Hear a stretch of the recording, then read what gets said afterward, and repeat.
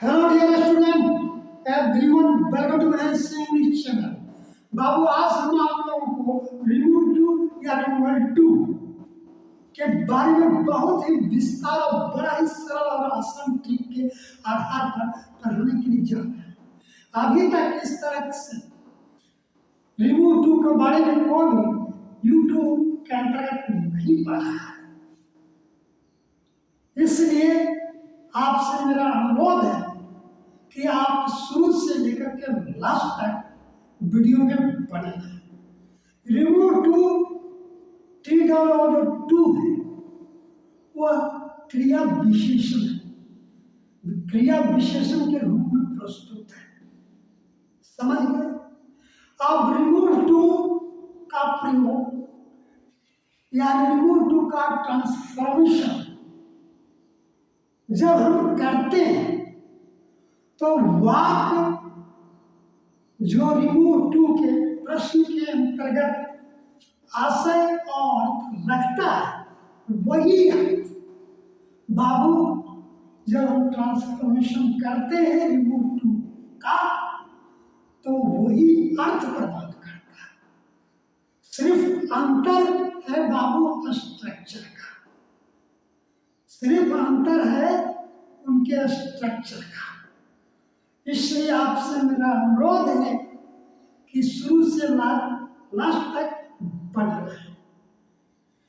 अगर single to है sentence के अंतर्गत टी और ओ भी टू टी डबल टू अगर है तो उसका अर्थ होता है बाबू हद से ज्यादा या सीमा से अधिक या उचित से ज्यादा के अर्थों में इसका प्रयोग किया जाता है। समझ गए ना? और सेंटेंस के अंतर्गत subject plus adjective verb plus TW to plus adjective या एडवर्ब, समझे? या एडवर्ब या एडजेक्टिव प्लस टू TO2 और प्लस V1 यानी वर्ब लगा रहता है। तो वो जो इन्फिनिटिव टू होता है वो नेगेटिव स्ट्रक्चर को बदलाता है, यानी भाव को स्पष्ट करता है सेंटेंस के अंतर्गत। जैसे Ram is too big to walk, Ram इतना कमजोर है कि टहल नहीं सकता है। वही जब उसका ट्रांसफॉर्मेशन करेंगे तो क्या हो जाएगा? राम, इसका स्ट्रक्चर ट्रांसफॉर्मेशन का स्ट्रक्चर होता है सब्जेक्ट प्लस और जो डबल टू है वो टू जो है इतना के अर्थ में करता है। यानी जब डबल टू रहेगा यानी जिस सेंटेंस में इन्फिनिटिव यानी टू और वर्ब प्लस इन्फिनिटिव टू लगा रहता है तो उसका स्ट्रक्चर इस प्रकार होता है जो हम बोल रहे हैं।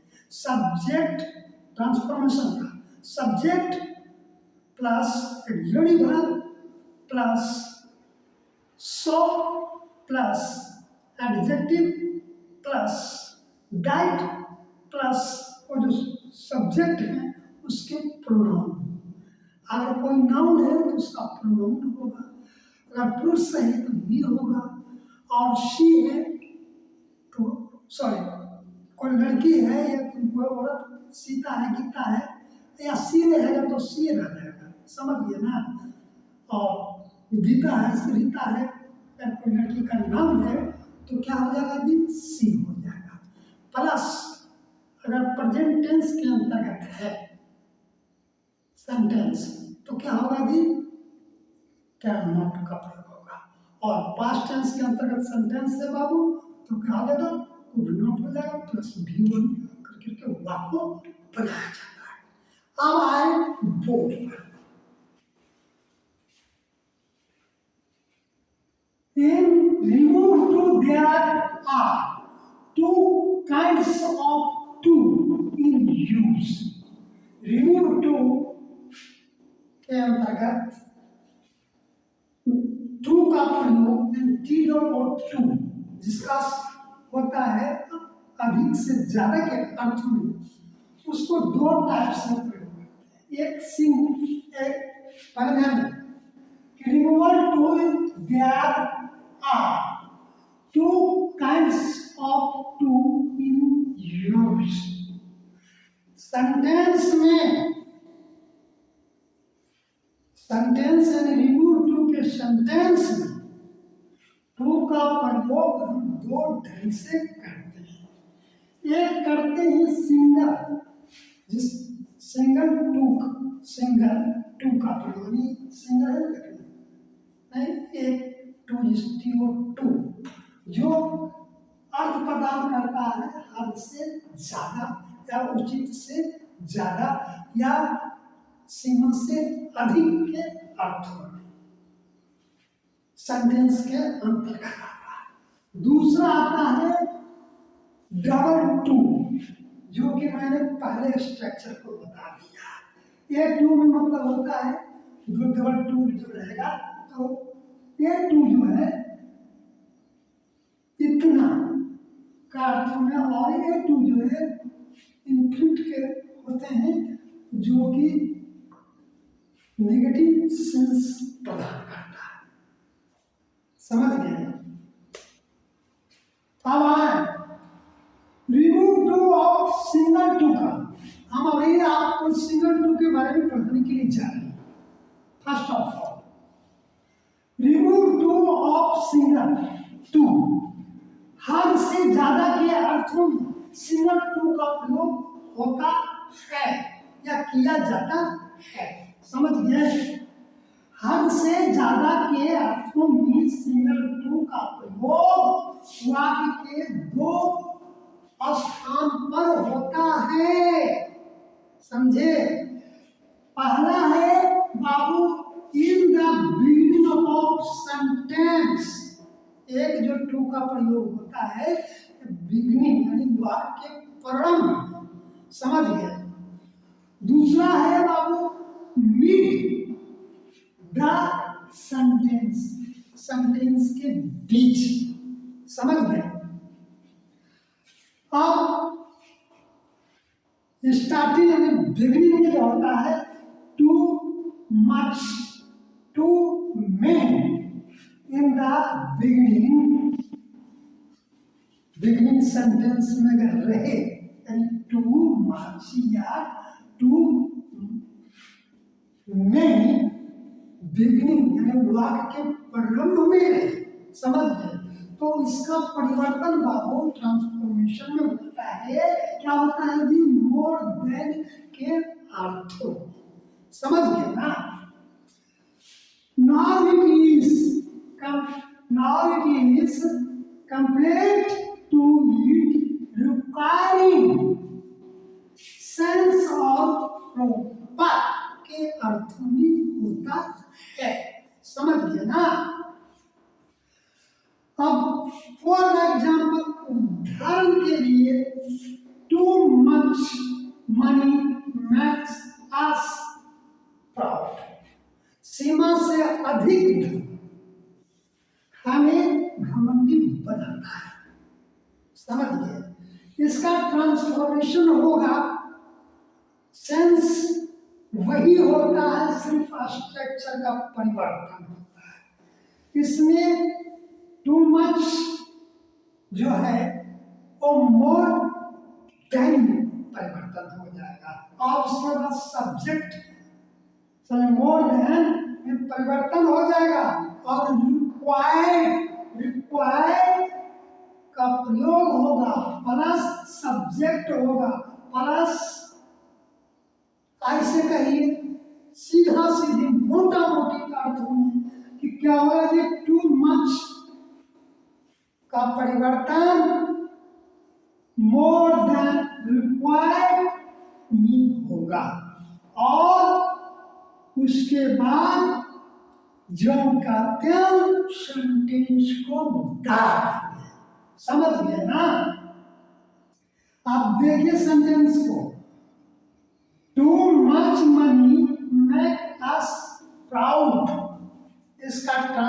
ट्रांसफॉर्मेशन जब होगा तो क्या होगा, more than required money make us proud. देखिए ना, नेक्स्ट देखिए, too many workers, too many workers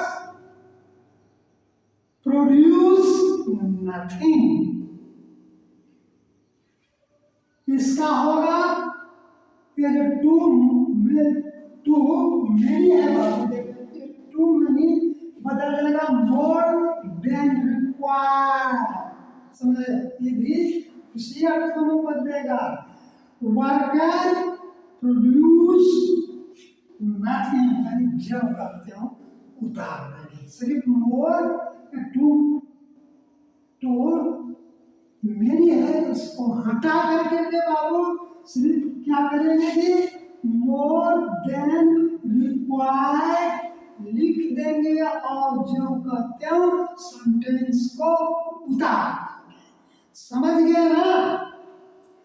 अब आइए मीड वाला, बीच वाला टू के बारे में।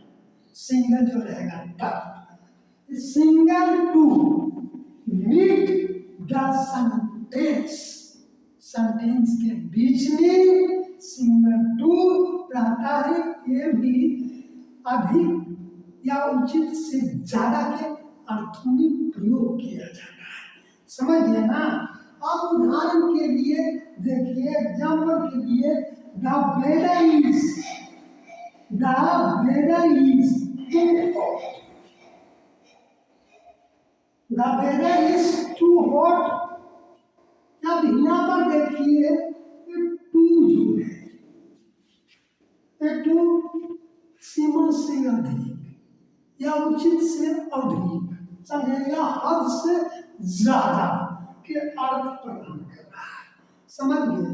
तो इसका जब ट्रांसफॉर्मेशन रिमूव टू में करेंगे तो क्या होगा जी, the weather is hotter than it should be. या दूसरे अर्थों में अगर करेंगे, दूसरे सेंस से भी बनता है बाबू, तो उसको देख लीजिए। The weather is hotter than it is proper. समझ गए? कहने का मेरा अभिप्राय है कि जब टू बीच में रहेगा, समझे, और सिंगल टू है, तो हॉट जो है, जो एडजेक्टिव है बाबू, समझे, वो क्या जो है, वो डिग्री एंड कंपेरेटिव डिग्री में बदल जाता है। समझ गए? इसका स्ट्रक्चर होता है बाबू, subject plus auxiliary verb plus comparative degree के एडजेक्टिव प्लस देन प्लस क्या होगा, इट शुड बी या इट इज प्रॉपर लगा करके वाक्य को पूरा करेंगे, बना। समझ गया ना? अब आइए डबल टू के तहत सेंटेंस को देखिए। रिमूवल ऑफ टू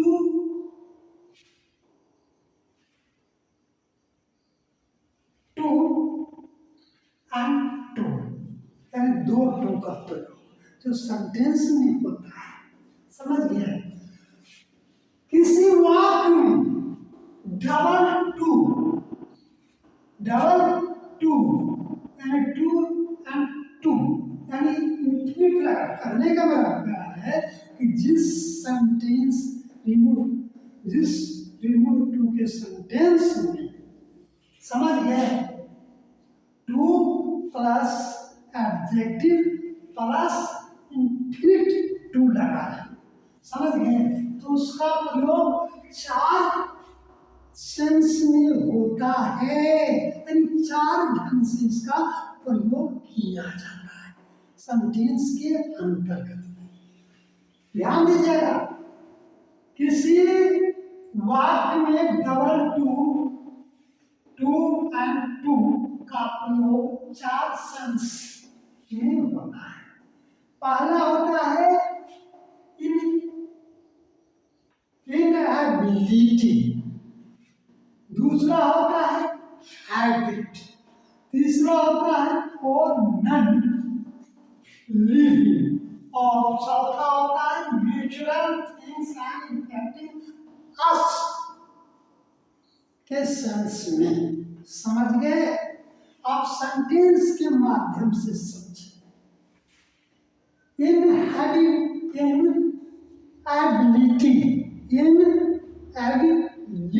के सेंटेंस को देखें। Ram is too fat to run. Ram इतना मोटा है कि वह टहल नहीं सकता है। यही सेंस के प्रदान कर रहा है। इसका जो ट्रांसफॉर्मेशन करेंगे तो वही सेंस आएगा। सिर्फ क्या होता है बाबू, स्ट्रक्चर का परिवर्तन होता है, यानी सेंटेंस के बनावट लिखने का ढंग का परिवर्तन होता है। अब इसके बनाने का स्ट्रक्चर होता है बाबू, subject plus auxiliary verb plus so. अब ये टू जो है सो में परिवर्तन हो जाता है। सो माने इतना के रूप में होता है, जो कि मैंने पहले ही बता दिया। प्लस एडजेक्टिव या एडवर्ब, अगर एडजेक्टिव है तो एडजेक्टिव, एडवर्ब है तो एडवर्ब। समझ गए? प्लस क्या होगा, then plus that plus pronoun plus cannot plus V1 plus OW लगा करके वाक्य को पूरा करते हैं। फिर से देखिए, इनएबिलिटी की सेंटेंस अगर प्रेजेंट टेंस के अंतर्गत है, समझिए, तो उसका बनाने का स्ट्रक्चर होता है बाबू, subject plus AB plus so का प्रयोग होगा इस टू के स्थान पर। समझ गए ना? प्लस एडजेक्टिव, देख रहे हैं, प्लस एडजेक्टिव, यानी समझ, सब्जेक्ट से ट्रांसफॉर्मेशन होगा तो सब्जेक्ट प्लस यहाँ पर दी रही, इसका समझ में, यहाँ पर ऑक्सिलरी वर्ब प्लस सो, ऑक्सिलरी वर्ब मतलब होता है सहायक क्रिया, और टू जो है इस टू के जगह पर सो का प्रयोग किया जाता है, नहीं इतना। प्लस क्या होता है, adjective plus that plus pronoun plus cannot plus V1 plus OW करके वाक्य बनाया जाता है प्रेजेंट टेंस के अंतर्गत। अगर पास्ट टेंस के अंतर्गत सेंटेंस रहेंगे तो क्या हो जाएगा जी, सब्जेक्ट प्लस बाद या वर्ब। समझ गए? प्लस क्या हो जाएगा जी, plus so plus adjective plus that plus pronoun. अगर सब्जेक्ट कोई नाउन है तो उसका प्रोनाउन होंगे उसी जो सेंटेंस के नाउन है उसी का प्रोनाउन।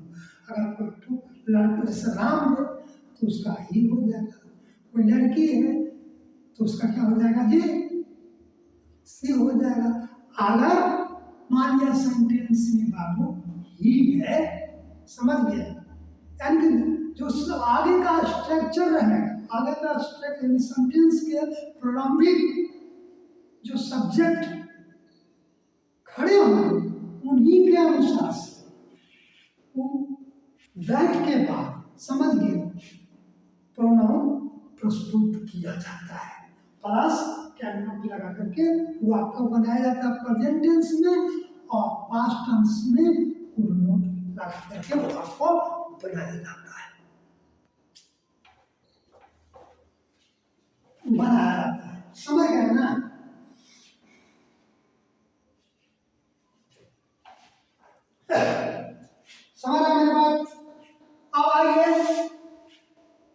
उदाहरण के लिए Ram is too fat to run, Ram इतना मोटा है कि वह दौड़ नहीं सकता है।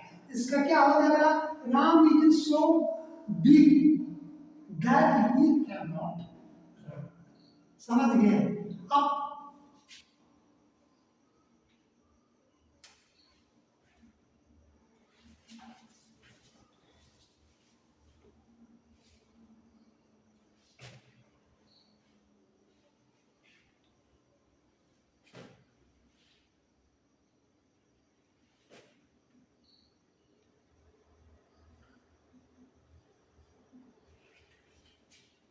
Ram is too fat to run, Ram इतना मोटा है कि वह दौड़ नहीं सकता है।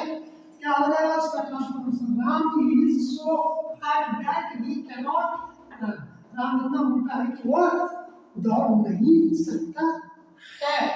अब अगर पास्ट टेंस के अंतर्गत में बात करें तो क्या होगा, वो जैसे देखिए उदाहरण, Mohan was too big to lift the box, Ram इतना कमजोर है कि वो बक्सा उठा नहीं सकता था।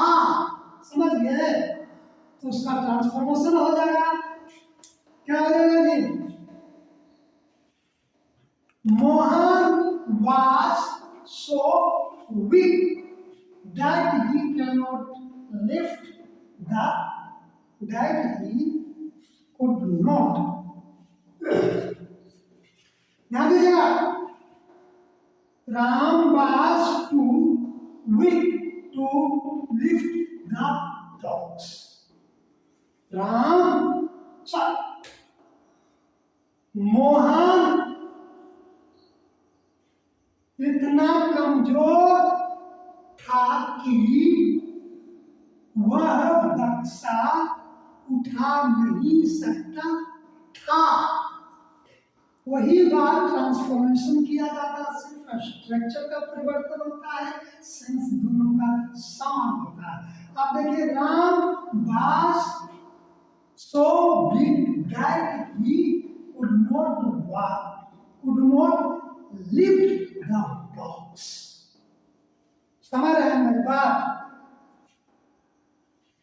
इसका स्ट्रक्चर होता है बाबू,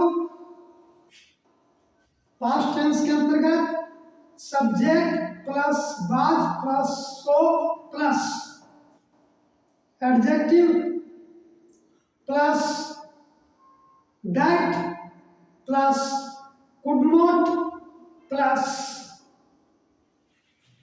V1 प्लस OW करके वाक्य बनाया जाता है। अब आए दूसरा है हैबिट। अगर हैबिट के अंतर्गत होगा इसमें क्या होता है, विल नॉट का प्रयोग होता है। समझिए ना? अब इसे देखिए, इस सेंटेंस को देखिए, Ram is too lazy to go there, Ram इतना लेजी था, इतना सुस्त था, समझे, कि वह वहां नहीं जा सकता है। तो इसका ट्रांसफॉर्मेशन होगा बाबू, Ram is so lazy that he will not go there, यानी हैबिट का बोध जिस सेंटेंस के अंतर्गत होता है, वैसे रिमूव को बनाने के लिए, समझ गए, का स्ट्रक्चर होता है बाबू, subject plus auxiliary verb plus so plus adjective plus that plus he plus will not plus V1 plus OW करके वाक्य बनाया जाता है। अगर पास्ट टेंस में रहेगा बाबू तो सिर्फ क्या हो जाएगा, बाद लग जाएगा, और यहाँ पर विल के जगह पर क्या हो जाएगा जी, विल के जगह पर कुड नॉट का हो जाएगा। समझे? विल के जगह पर क्या हो जाएगा, पास्ट टेंस में आएगा कुड नॉट हो जाएगा। समझिए ना? अब है तीसरा, देखिए, और नॉन लिविंग थिंग के साथ, समझे, अगर नॉन लिविंग थिंग्स का सेंटेंस को रिमूव टू में परिवर्तन करने की बात होती है, तो उसको बनाने का स्ट्रक्चर होता है बाबू। अगर सेंटेंस को देखिए, द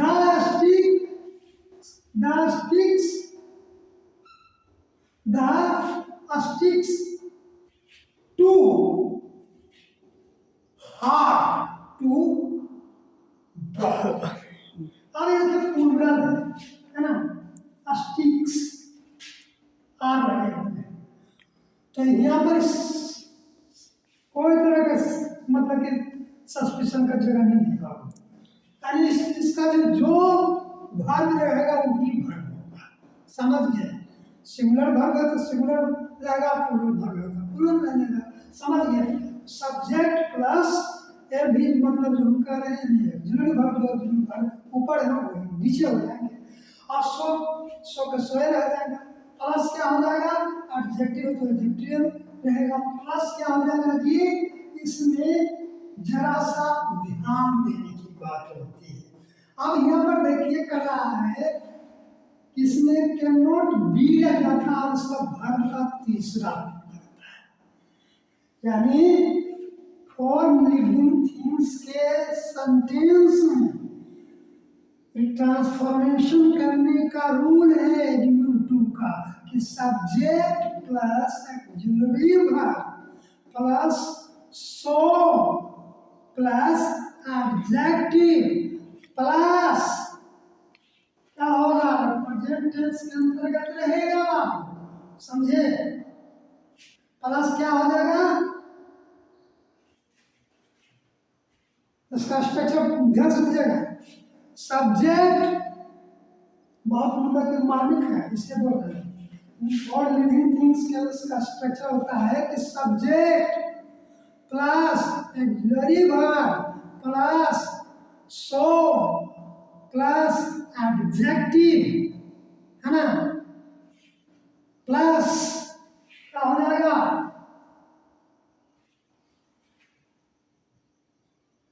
प्लस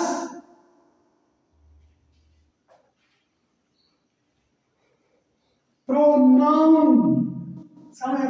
प्लस प्रोनाउन होगा, इसमें दैट का प्रयोग नहीं होगा, प्रोनाउन हो जाएगा, समझ गए। प्लस क्या हो जाएगा जी, अगर प्रेजेंट टेंस के अंतर्गत रहेगा तो कैन नॉट प्लस बी3 रहेगा, समझ गए। और पास्ट टेंस रहेगा तो क्या हो जाएगा जी, कुड नॉट लगेगा और बी प्लस बी3 लगेगा, समझ गए। इतना ही अंतर है। अब सेंटेंस को देखिए, the stick are too hard to break. Structure इसका होता है subject plus auxiliary verb plus so plus adjective plus pronoun plus not plus be plus बी3, सब इसका स्ट्रक्चर होता है। अब बनेगा कैसे, इसको देखिए।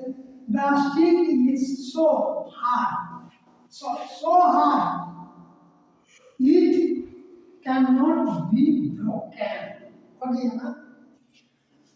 अब चौथा है for natural things on reflecting us के सेंटेंस को रिमूव टू में परिवर्तन करने के लिए ट्रांसफॉर्मेशन करने का स्ट्रक्चर होता है subject plus auxiliary verb plus so plus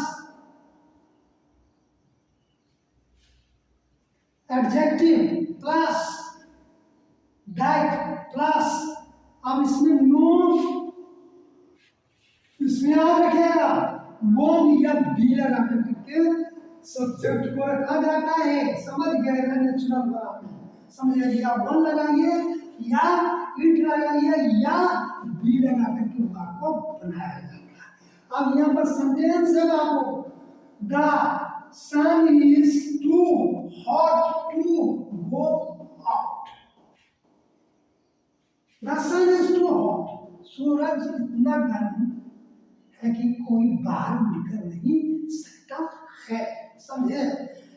The sun is so hot that one cannot go out। जय